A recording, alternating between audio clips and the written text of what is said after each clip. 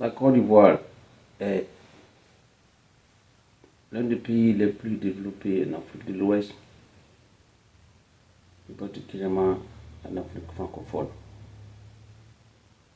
La Côte d'Ivoire a une sombre économie, mais malheureusement dominée et contrôlée par des étrangers comme les multinationaux européens, en particulier françaises, et d'autres nationalités comme les Libanais qui ont une forte présence en Côte d'Ivoire.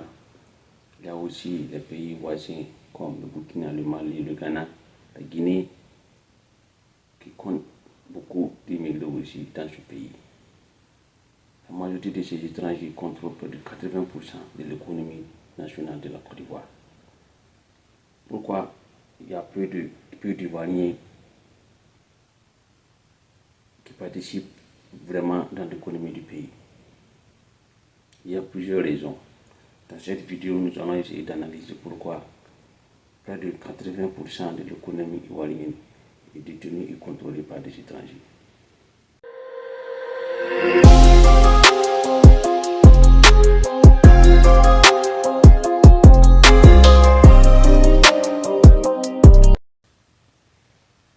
Selon les analyses et données récentes, près de 80% de l'économie ivoirienne est contrôlée par des entreprises étrangères, par les immigrants.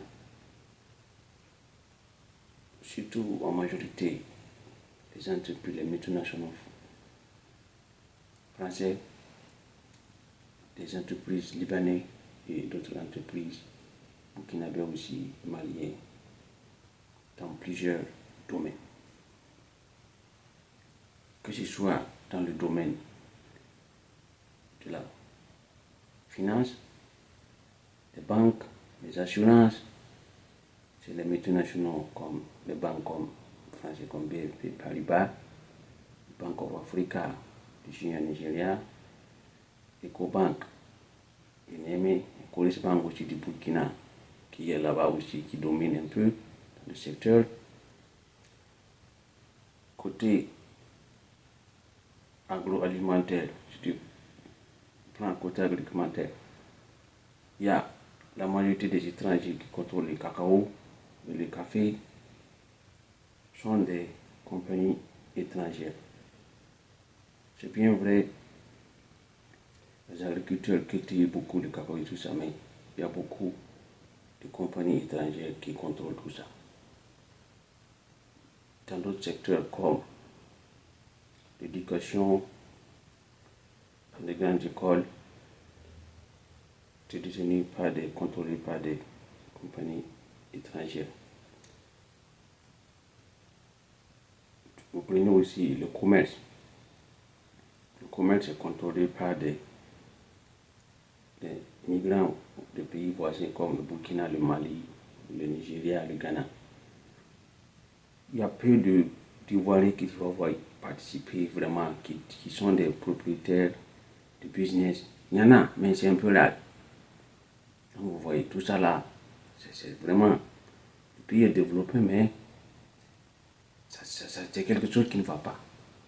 Donc on va essayer de voir pourquoi il y a ce problème. Parce que il y a quelque chose qui cause ça. Donc moi je vois qu'en première position, ce qui fait qu'il y a un phénomène vraiment qui fait que on sent un peu de participation des vrais Ivoiriens dans l'économie. Voilà des raisons qui peuvent vraiment justifier ça. Mais on peut y remédier aussi.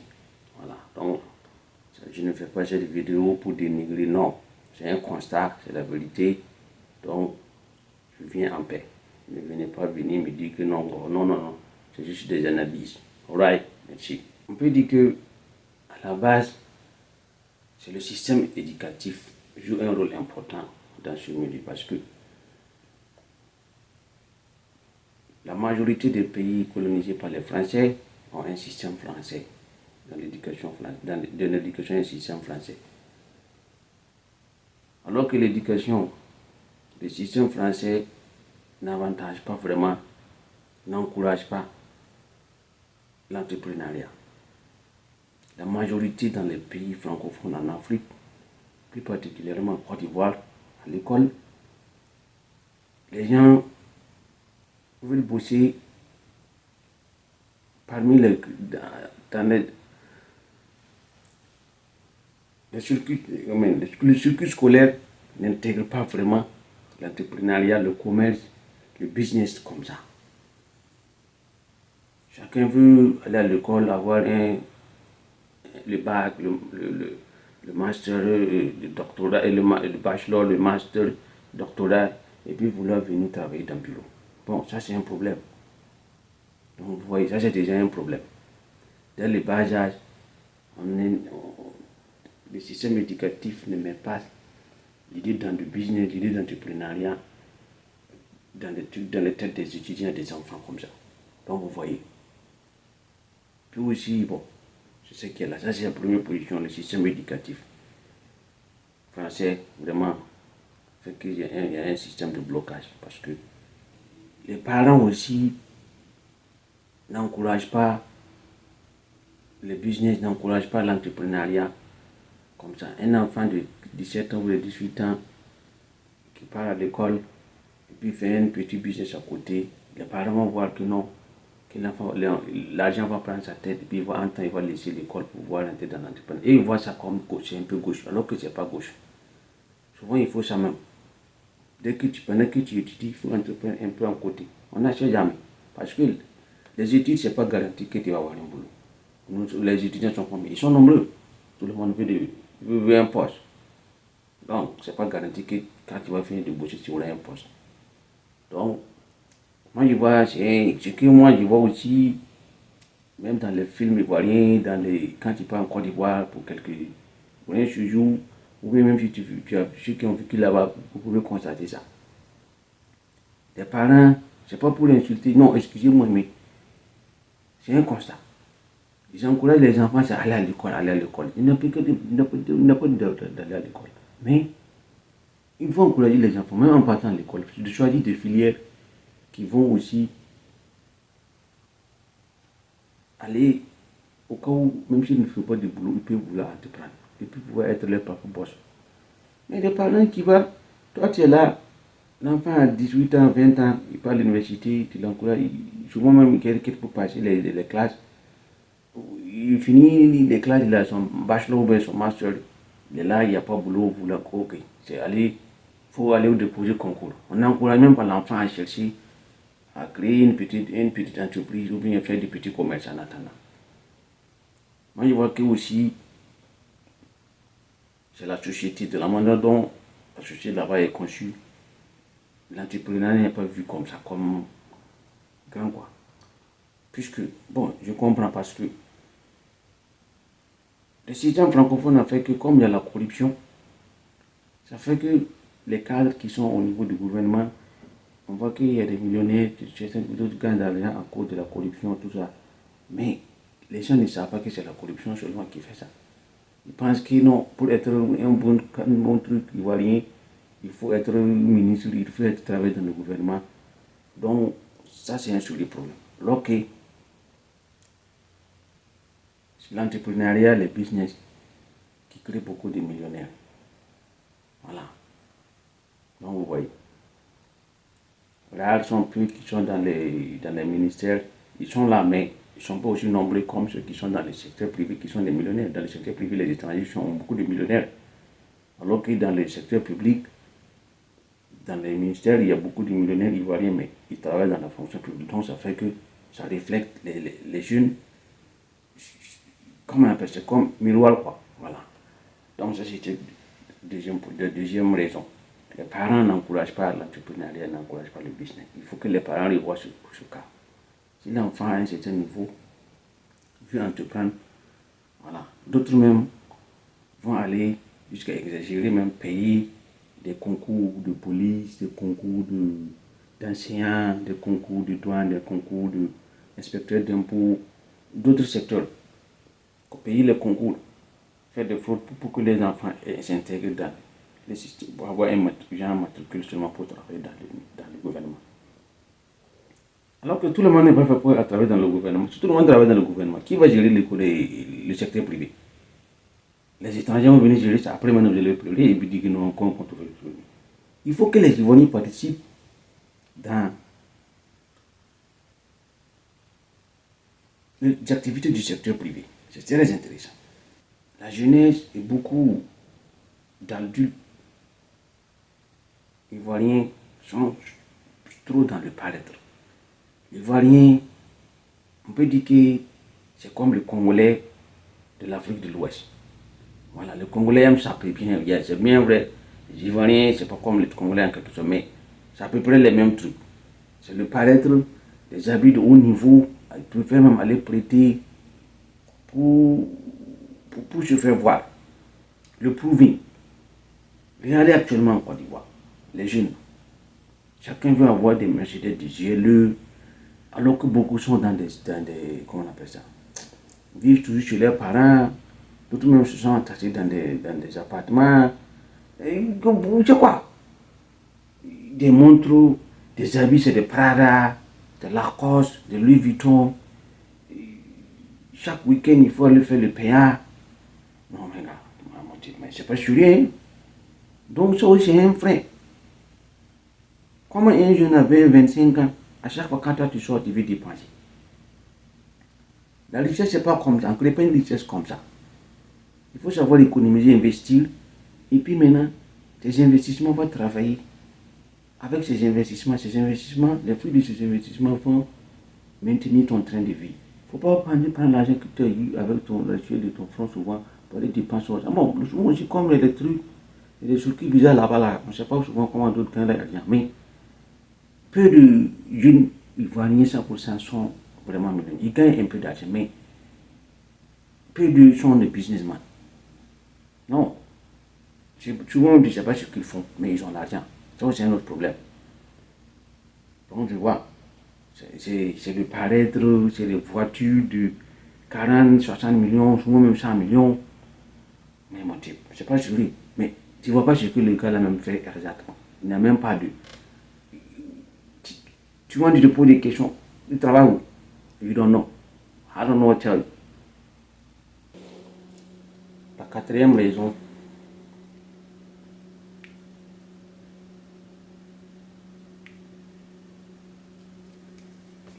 raison, qui, qui fait que beaucoup d'Ivoiriens ne participent pas dans l'économie. En général, il y a un manque d'éducation financière. Au niveau des jeunes, au niveau de certains adultes, même au niveau des enfants, on n'inclut pas le système d'éducation financière, de bas âge jusqu'à montant. C'est un sérieux problème. Parce que souvent, tu n'as pas besoin d'être allé à l'école pour comprendre l'éducation financière. On peut prendre l'exemple des Maliens, des Dioula qui sont là-bas, des Burkinabés, qui souvent même d'autres même ne sont pas partis à l'école, des Libanais aussi, ils ne sont pas partis loin à l'école, mais ils gèrent bien ils managent bien l'argent, comparé aux Ivoiriens lambda. Voilà. Souvent, la richesse, c'est pas d'avoir beaucoup d'argent, mais il faut savoir, pour construire de la richesse, il faut avoir la discipline. Il faut être discipliné. La discipline, connaître les codes, savoir, même si tu gagnes 100 francs, il faut au moins bouffer 60 francs, et puis économiser 40 francs, bouffer 75 francs, et puis économiser 25 francs. Tu économises un peu en fonction de ce que tu gagnes. Pour quelqu'un qui gagne 200 000 ou 300 000, comme un exemple. Tu ne peux pas tout aller dépenser. Même d'autres vont aller prendre des crédits ajoutés à leur salaire, ou bien même aller prendre des crédits partout. Ce n'est pas sérieux. Voilà. Premièrement, il faut intégrer l'esprit d'épargne, l'esprit d'investissement. Voilà. Comment gérer l'argent, les finances. Voilà, l'intelligence financière, c'est très important. Pour tout jeune, pour toute personne, quel que soit ton âge. Même les petits enfants, il faut les faire comprendre l'argent. Voilà. C'est l'éducation financière. L'argent, c'est un tabou dans les familles. peu d'adultes, de parents parlent d'argent avec leurs enfants. Il faut parler de l'argent avec les enfants, parler d'argent avec les enfants, les faire comprendre comment ça fonctionne. C'est bien, certains parents même ne comprennent pas, mais de nos jours maintenant, là, il faut les faire comprendre. Voilà. Avoir l'idée d'entrepreneuriat, l'esprit, c'est bien, mais tout le monde peut pas être entrepreneur, mais au moins, c'est pas, il y a des fonctionnaires qui gèrent bien leur argent. Il y a des salariés qui gèrent bien leur argent. Voilà. Tu n'es pas besoin d'être entrepreneur pour prendre l'éducation financière. Tu gagnes un peu, tu mets de côté. Imagine quelqu'un qui prend 200 000 comme ça, même s'il n'a pas encore sa maison. Il peut essayer de louer un coin à quelque part, moins cher, vivre avec sa petite famille. À côté, il peut essayer d'ouvrir quelque chose, cabine ou bien petite boutique ou bien, comment on appelle ça, créer une petite business en ligne sur les réseaux, en parallèle avec le boulot, tu fais ça en attendant, et puis tu épargnes un peu, tu peux investir dans la bourse, tout ça. BRVM, wow. Donc, l'éducation financière joue un rôle important. Donc, c'est une des raisons beaucoup ne participent pas, beaucoup ne connaissent pas. Donc, il faut y remédier. Voilà, si tu vois cette vidéo, voilà, donc, quel que soit, c'est pas des Ivoiriens seulement, mais toute personne, l'éducation financière, c'est très important. Ça, c'est la quatrième raison.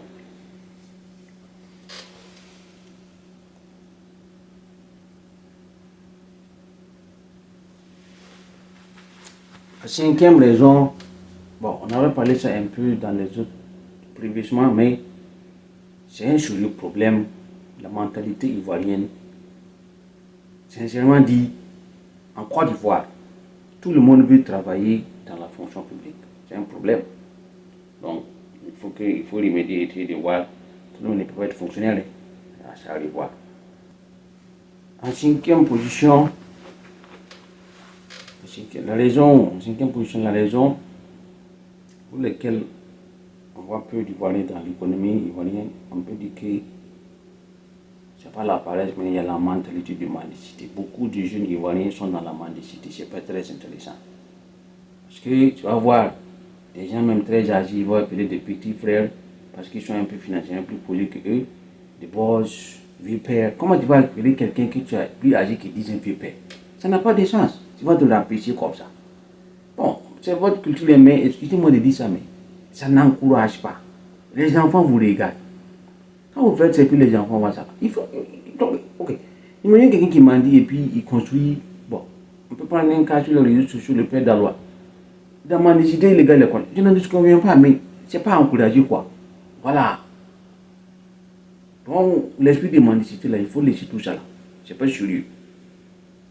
Donc, il faut essayer de voir si vous pouvez essayer de. L'esprit de mendicité, là. Respectez-vous. Ayez confiance en vous. Parce que tout ça, là, même, c'est le manque de confiance qui fait qu'il y a tout ça. Voilà.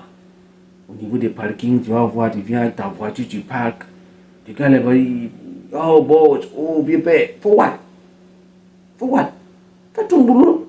Si je veux te donner quelque chose, tu donnes quelque chose. Tu voulais. Non, mais.